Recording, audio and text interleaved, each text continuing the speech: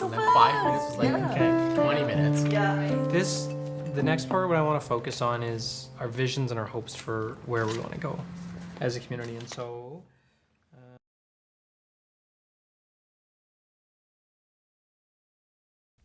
this project is all about trans and queer joy. And we're being really intentional about the framing of it. To be really joy forward, because I feel like those stories aren't necessarily told often enough. And I would have really liked to have more queer and trans joy stories when I was growing up. And so that was kind of the central focus of this thing. But the reality is that it was really hard growing up in the closet. It remains really hard a lot of days. And the process of going through a gender transition and coming out as queer later in life has a lot longer story with some really dark chapters in it. And I've been trying to figure out how to talk about these things while remaining kind of queer joy focused, and I don't think I can. I think I'm just gonna kind of embrace it a little bit and recognize that one of the things that makes my life so wonderful now is this reflection against some of this like really deep sadness that I felt before I was out, and reflecting on that can kind of also fill me with a lot of gratitude for where I'm at right now. Okay, let's get into it. We talked a little bit about kind of queer joy in general, but we also know it's not all rainbows, part that.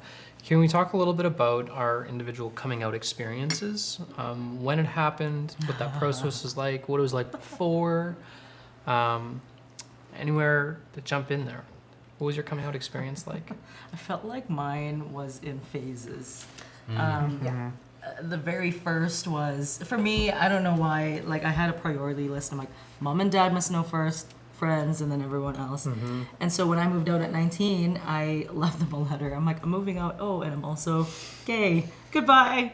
And in hindsight, that was probably not the best way to do it then. But, in my head, the feeling of safety was very real, even though my parents are actually the sweetest, humans. Just because from my 19-year-old point of view, it's like Catholic, traditional, this is not a safe environment. But we're good now. And then, I feel like even now, throughout the years, I still come out to friends, even though I consider myself a 1,000-footer. And see that from afar. So it came out in phases, like a few years after my parents, and then it was my friends, and then after that, just folks that I work with, or folks that are acquaintances. Yeah. So, but even until now, but I don't know why it feels that way, but for me, I see it now as not so much coming out of something. It's more like, okay, now I've gotten to know you better, and I feel like I can show you deeper parts of me. I think that's kind of where it is now. Yeah. So it definitely changed. Before it was like coming out, and then now it's like, no, I love who you are as a human being, and this is a deeper part of me that I want to share. So that's so beautiful. Yeah. Yeah. It wasn't beautiful all the time, but yes, it definitely evolved there. So, which is awesome. So. Was there challenges within social circles? 100%. Yeah. When I came out to my then circle of friends, I I was still femme presenting, so they could not equate me coming out as, you know, lesbian, and they're like, we just don't understand. I'm like, well, it's not for you to understand. I'm showing you this is who I am, and I'm telling you this is who I am, and I can look like this and be queer. Yeah. So I lost actually probably like 75% of my friends. A few stayed, and then in university, as I was more courageous perhaps in showing who I truly was, then I kind of got more friends that way. And to be honest, the ones that were in university are the ones that are like stuck through even in my life now. So Yeah. yeah, so there was definitely some loss. And you know, there was also a loss with my parents, because once I came out to them at 19, I got disowned for 2 years. So so I had no connection to them, no communication, and it built a lot of like anger. And I was like, oh, if my own family unit can do this, anyone can. So but you know, it's been what, more than a decade now, so it was like a gradual healing for my parents, and some friends who left are slowly coming back. I mean, it took a long time to build trust, but there was definitely some loss. So yeah, it was hard to deal then, but then now I've developed this kind of motto in my head where it's like, it must happen this way because that's what's for the best. So even if it's hard to understand now, I always just tell myself it must happen this way because it's for the best. So yeah, I just have to believe that. So It's interesting how fuzzy those memories get to Yes, that challenge. I looked yes, back yeah. at my, I'm a compulsive journaler, and especially when I was really in the thick of depression and dysphoria and all these things, oh yeah, and just how hopeless it was. Yes. All I could feel was Yes. losing people, and even Yes. people, and I don't know if this resonates, but it was people that would never say that they're against it, yes, but they don't know how to grab a hold of it anymore. yeah, You know what I mean? Like Yes. I'm very close to my Yes. dad, and we got to relearn each other in this way. 100%. And it took kind of a good year and a half of us. And to his credit, he kept coming to the table and we kept talking and it worked out. But it's an interesting thing to be disconnected yeah, in this way for the first time for folks in your life. And there's friends that felt like that they're now kind of, I bring them into the community a little bit more, and it feels very healing in this way. It's like I'm helping that person that was in the journal entry who's Yeah. really struggling. Yeah. So yeah, that really resonates. The one thing that is still vivid in my mind when I finally got reconnected with my mom and my dad, like 3-4 years later, she told me to my face, it's like, I knew this was coming, I just didn't expect you to actually do it. I'm like, what do you mean? Like, so you knew this was fab and gay, and and you didn't expect it was gonna come out. So that was very, to me, I was like, okay, so you already knew, but maybe it was her hope that it wasn't gonna come out. But like, you can't be not yourself. Like I couldn't. Like it, and, you know, I stayed in the closet for so long, but it was tough. You know, you're not feeling comfortable in your own skin. You're like, I don't talk like this. This hair sucks. Like, you know, but my hair's great now. Your hair's So, yeah, thanks. it's real Yeah. stuff, right? Yeah. Thanks. Yeah. So yeah, it's very interesting. Yeah. And now we're, over the years we've relearned each other, like you mentioned, and Yeah. now I feel we can see each other. Okay, we know our views differ in certain parts, but we can come and just meet in the middle, and that's all I ask. Yeah, just don't change me. So yeah. And allowing people to come on their timelines with good intention is something. I remember I'd called my dad for Father's Day, and instinctually he wanted to wish me a happy Father's Day back. And he caught himself. And he goes, listen, I don't know much about queerness or transness, and I'm learning. He goes, but I know you're a really good parent. Oh. And he goes, and I don't know what that means, and I know today's not your day, but I just want you to know that. And it was just this really nice moment, and we've had other kind of connecting moments of where he's clearly reading, which is like a really funny thing when there's like new knowledge just dropped. It's like a software upgrade on your parents. My mom will be like, yeah, non-binary people. I'm just like, go off, Audrey. You tell me. Yeah, you tell me about agender people. That's great. Yeah, really kind of giving people grace with good intention, I think, is something that and also finding that space where you're not continually going back to the groups where you don't feel like you are yourself and being able to remove yourself. And that's more than an art than a science, I think. Yes. Yeah. It's a continuous thing. Yeah. Even to learn. So,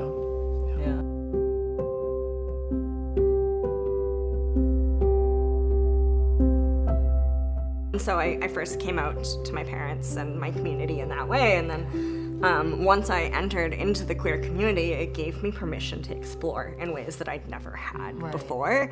And so it was within that space and being exposed to different like writers and like like I read Ivan Coyote and Ray Spoon's Gender Failure, and that was like one of the most influential books of my life, right? And I was like, oh my gosh, like I have options, right? And so it was like kind of through that first coming out that I then had the space to realize that I wasn't a woman, that like I was a non-binary person, and like I actually started getting the language for that. Like I was a very gender confused child.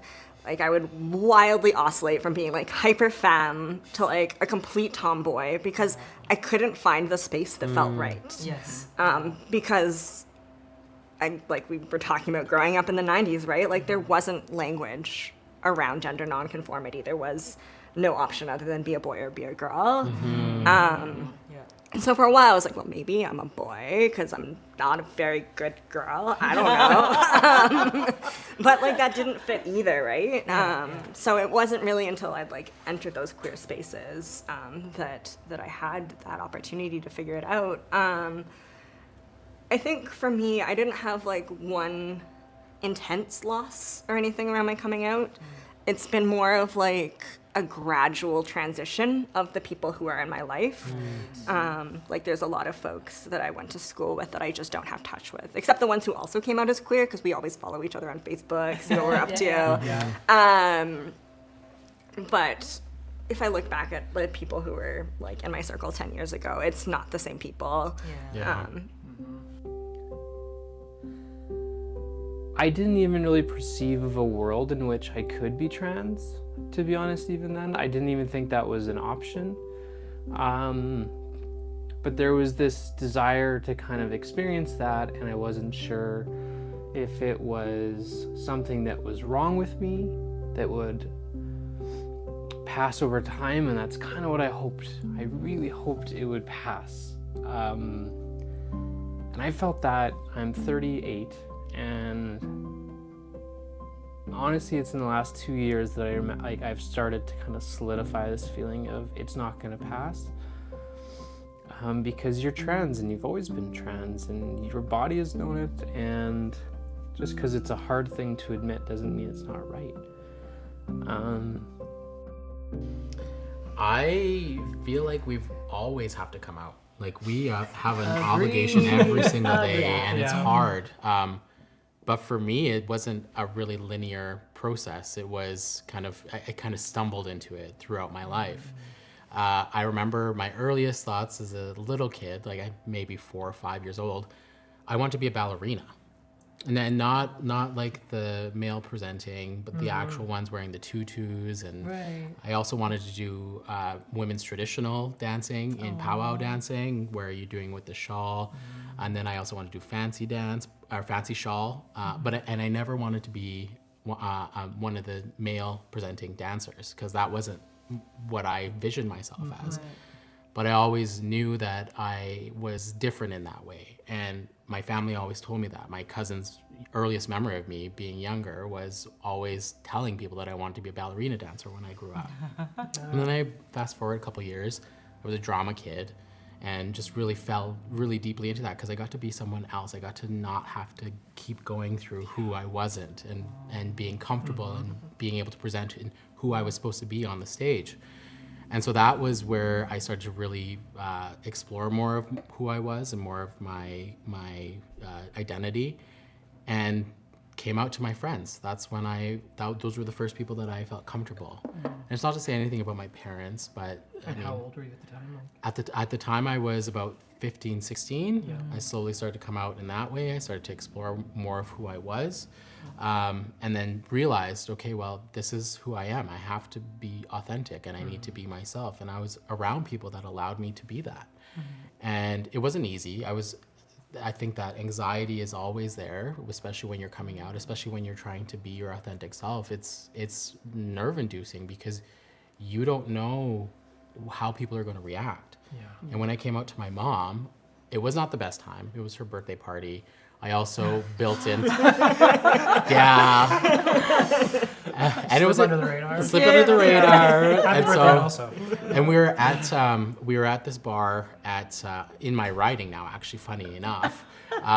But I ended up coming out to her. She didn't respond very well because I thought I would be able to bury under it that, oh, I also smoke. Because at the time I was smoking cigarettes. And so I thought, oh, one thing will negate the other. It wasn't the smoking, shockingly enough. But it was that initial shock that I was like, this is my mom. I thought she would always accept me for who I was because this is always something my family understood and accepted. My grandma also acknowledged that I was her special person, that I was that I was going to be the ballerina, that I was going to do all of these things. But it was really difficult for me to realize that the person that I loved the most didn't accept me in that moment. Right. She did after. I'm not. My mom is the best human being in the entire flippin' world, and I would not trade anybody in for her because she is just so amazing, and she has always accepted me. She's the one that actually taught me about what being Two-Spirit meant. Because one of our trips down when she was working up in Big Stone, Cree Nation, as a teacher, she was telling me, and I remember the night we were looking at the stars just on our drive, and she turns to me and she's like, you know, you're my special Two-Spirit son, right? And I was like, yeah, I didn't, at the time I didn't want to talk about it because I was like, well, what are you talking about? What is this coming from? But because she had just learned about it and she was teaching me about it. And at the time I did not identify as Two-Spirit. I struggled with that for a really long time. And my full coming out story is I didn't come out to my full family until I ran in politics. Wow. Because I didn't feel like I needed that conversation. I feel like being queer, we don't always have to tell people that we are. Like I feel like that's a burden that's put on us, and that we feel like we always have to share. But we're allowed to just be ourselves and be powerful in who we are. We don't have to give people our power. We can just rest in it. And that's, I think, something that I've always believed in. I love my family, but I also know that Christianity and colonialism have made a lot of really horrible things ingrained in our culture. Yeah. And we believe all these negative things. And I still struggle even being in this public space where I recognize that I'm going to be treated differently because I am queer. And I've been asked by people, political people, whether that's going to hurt me moving forward. And I say no, because our people are still learning. We need to be gracious with folks because, like you said, it's an ongoing process. We have to accept people for where they're at, but I also think there's space for us to help shape and teach. And I've been really struggling with this conversation happening right now, that especially the anti-trans movement. And this 1 million March for Children, I'm really struggling with it because I'm trying to think of how do we approach this, because it seems like they don't have the education. They don't know what our people mean and who we are. Right. And I think there's space there to help navigate that conversation, not to force them, but to have that gentle conversation to say, look, we deserve human rights. We deserve to exist. We are here. We're not going away. History has shown that we will always be here. And I think that's something that we need to revel in, and we need to find creative ways and solutions to move this conversation forward. Yeah. You know, it's interesting too. One of the great privileges of having a 6 and a 4-year-old is seeing the world a little bit through their eyes, and just how little bigotry and discrimination is built in to the source code around this, right? Of like, they just don't. I was so worried about it, and about how my kids are going to navigate me as their parent and navigate the world and they don't think about it. I'm just their mom, and is part of it. But what also broke my heart is I was at the counter protest for the 1 Million March for Children, and across like 10 feet away were not only parents that could have been dropping their kids off at the same school as mine, but other kids that they got dragged in there. And it broke my heart because that's taught. Yes, That's not, you know what I mean? Like, that's just, it totally just shattered me and broke my heart that kid has that much anger. Anyway, but in general, I find when I talk to young people, as a non-young person, as someone that's rapidly approaching middle age, not yet, I hope, young forever. Yes. But I'm filled with hope, because in general, it's just like this stuff kind of generationally, I think, gets easier. So when you say it's like, how are you going to deal with that if you like want to move into different spaces in politics? I hope when that comes, it's like there's a different voting population a little bit that says, I don't even think about this. I think about Brooks as a leader or community, and I may agree or disagree, but at the same time, I'm not thinking about this in terms of their identity as a queer person so much. You know what I mean? Well, and it's difficult too, because I sit across the aisle and even beside some people who have said some really horrible things about our community. And I still have to treat them with dignity and respect, even though they think of our community in a very different light. And I like to think of all the good in people. I really do. That's how I lead my life, and that's how I walk in this world. So I hope that it's just part of that lack of education, lack of awareness, lack of experience with our people. And when you build those bridges and you say, look, we aren't so different. We also have the same concerns. We do like to go out and have a nice dinner at a beautiful restaurant, and you as well. And we just want to be recognized as humans, because that's what we deserve. And coming from a community, especially the Indigenous community, that is always treated with lack of humanity, I always have to demonstrate that we deserve those rights. We deserve to exist. We deserve to not die at the hands of the police. We deserve to not die at the hands of child welfare. We are always trying to demonstrate that we deserve rights as well. And I think that's where a lot of power comes from, where we can recognize that we are all so deserving of just existing and thriving.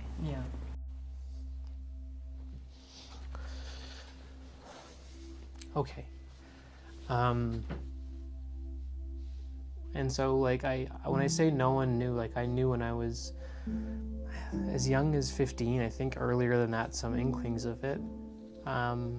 And no one knew until I was 30. And so it's just this, like, really thing that sat with me for, like, 15 years. And I think it was later than 30, but it was just kind of sat in me for 15 years. And that led to a lot of, I keep on saying the same words over and over again, but it's shame. Like, it just felt really shameful thing to be. And I was terrified of being found out. I mean, I think a lot of kids go through this, whether they're queer or not, about just not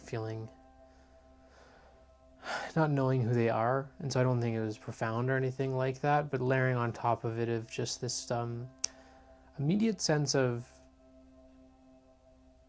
and I remember being pretty young, like early puberty, and not feeling off in my body, for lack of a better description around this. And the thing about it is, though, is you don't know why. You don't know whether it's like your particular weirdness, internal experience is different than that of other teenagers and preteens and what they're going through. And no one talks about it. And so you end up kind of not sure if you are, standard deviations away from the norm I still have this like anxiety that was, I found so, there was so much shame involved in that phase, and I just didn't tell anyone. And so it felt extremely lonely in that. And I just thought I was kind of a little weirdo. And it's one of the reasons I find actually this discussion around parental rights and these things so difficult to even maintain some amount of objectivity around this, is because I would have given a lot to have another adult in my life, a teacher, a counselor, a coach, a parent, to be able to talk through with some of these things that I wasn't. It was just been a lifeline. And when things got really bad, and things did get really bad, and depression really kind of had its grips in me, and anxiety was kind of, I was gripped by this anxiety and this shame, it felt extremely isolating.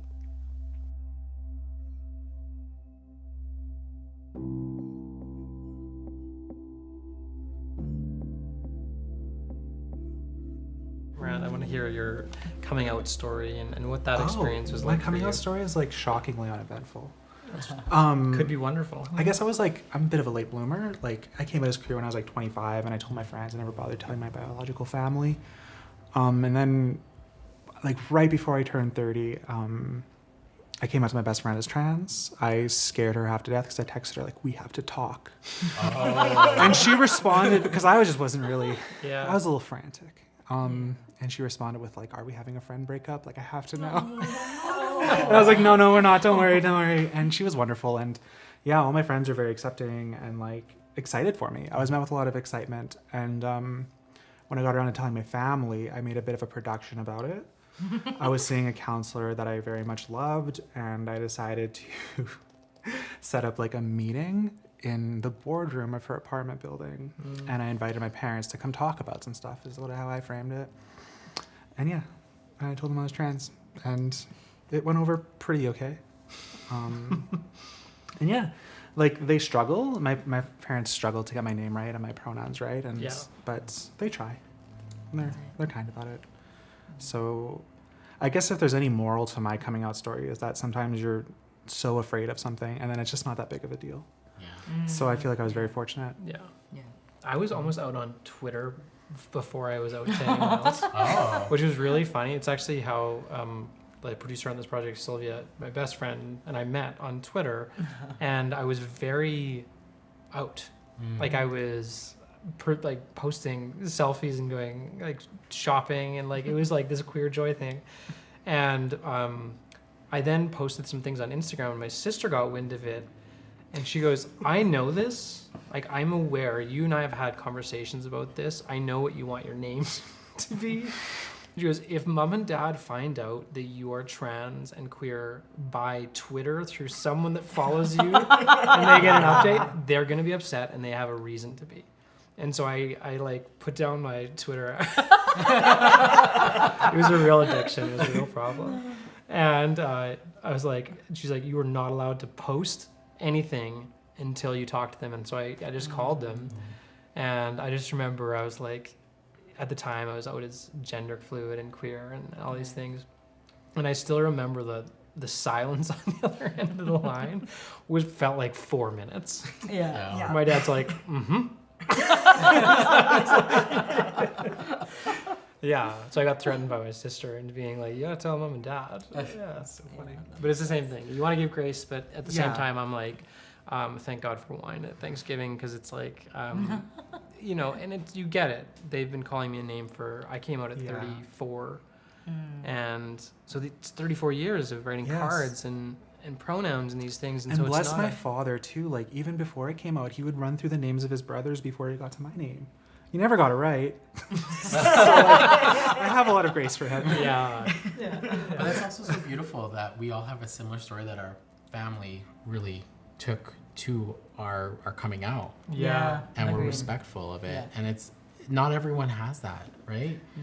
And I think for us, we have to remember that as part of our story, is that it's not always easy. And for a lot of our family members, our kin in the queer community, don't have that kind of joy. We see a lot of folks that are forced to be houseless because they are removed from their family. So queer joy, we also have to remember that we have to celebrate our family too that don't have the same kind of love that we got met with. I felt discomfort actually centering a thing about queer joy, knowing that that is not accessible to everyone for a variety of economic reasons, for family reasons, for all these things. But I do think there's something about there's a possible life that in a lot of cases it's like I do encounter a lot of these stories as well of a family is imperfect, friend group's imperfect, a workplace is imperfect, but people are trying. Because I'm with you, Brooks. I think people are fundamentally good. Yes. Yeah. Right? I think that and everyone's trying, or a lot of people are trying, not everyone. And so that was kind of where I came to this of we can center queer joy as a come on in, the water's warm. It's like I love my life. I wouldn't choose a different life. I would choose being trans every single day, right? I would choose being queer, and I recognize I have a lot of privilege around this. So both of those things can be true, I think. Yeah. It feels like, based on the conversation, that there's an orientation towards joy in each of us, right? It's like we want that thing. And there's also these moments in our lives where we have to manage. You know, you have to intentionally manage whether it's going home, even with good intentions of people, going into work, showing up kind of in a specific way. What are the tools, whether it was therapy or books or community, that really kind of have supported you in that, to allow you to kind of keep that that goal of queer joy in a realistic and a tangible way? All of it. Yeah. Yeah, like I don't Love, think any one of those pieces is enough, right? Like you need to have so many things in your toolkit. Yeah, absolutely therapy. Yeah. For sure, 100%. Yeah. Yes. Community is huge. Yeah, just knowing that, you know, when you do feel deflated because of whatever happens out, you can come back to your community and know that you can fall apart, but be who you are. And know that there's a space for you that's safe for you to just fall apart, and then you get nourished by all the support and the love, and then you can, all right, cool, we're done. Let's go back at it again. You know. So yeah. It's interesting you said reading, because I do find that a lot of like well-written trans characters haven't quite made it to the silver screen yet. And yeah, like when I was coming out and like early in the days of transitioning, which is very hard. It's a lot. The first 6 months I was on hormones, I was just like this teenage girl, and I was just so upset at everything, and it was very difficult. And I just like read a lot, and that helped so much, just to like, I don't know, see characters that reminded of myself that I could look up to, I suppose. So reading was huge. Yeah. I don't read that much anymore. Who has time? It was a brief phase, but I really appreciated it. Also, can we just take a moment to appreciate exiting second puberty? Yeah. Oh yes. I don't know if I've exited. I think I'm still a little in it, but it's like less of a rocky place than it was at the beginning. It's really embarrassing to go through puberty when you're turning 30, because it really is that. Like you're just like you're trying to put yourself together, and you just like your clothes aren't quite right, and it's just very obvious. I know. Like you look a little off. And you get the voice crack, and it's beautiful. I'd fallen apart in Sylvia's house for like the 4th time in the month. And I'm like, tear-stained cheeks. And I'm like, we're having a beer on the couch, and I say, I'm starting to wonder if I'm maybe a bit hormonal. And Sylvia was so sweet, just put a hand on me like, maybe. You have moments like that where it's like, yeah, I'm doing my shot tonight. Yeah. It's interesting to know it though, and not being able to even escape your body in that moment. Like I'm actually really thankful. Like, the biggest I'm like every day I thank for therapy. Oh my God. Yes. It's just huge in my life. Books are huge. I really appreciate people I can fall apart in front of. Yes. And like Sylvia is a person I can fall apart in front of, and we can fall apart together. Yeah. And I don't have to have like I'm not a perfect trans person, I'm a perfect queer person. I can complain about things. And that sort of space you is shouldn't huge. have to be perfect. No one's perfect. No. Yeah. And so if I could go back and talk to that 15-year-old kid that's wiping makeup off her face in the bathroom of her parents' basement, in her parents' basement, I don't know how I would convince her that it would be okay, that it'll be hard and anxious and anxiety-inducing and exhausting, and that you will lose people along the way. But that on the other side of it is like a more authentic connection to the world around you and a more authentic connection to the person in the mirror. And that once you've kind of addressed that core thing at the center of it, which is your relationship to yourself, other things can grow from there in a different way. And I wish I would have done it earlier, but I did it. And I hope that one of the things that I get out of this, or that people get out of this, is that it nudges people to be honest with themselves and to find a path to live in a more authentic life earlier. That's kind of it.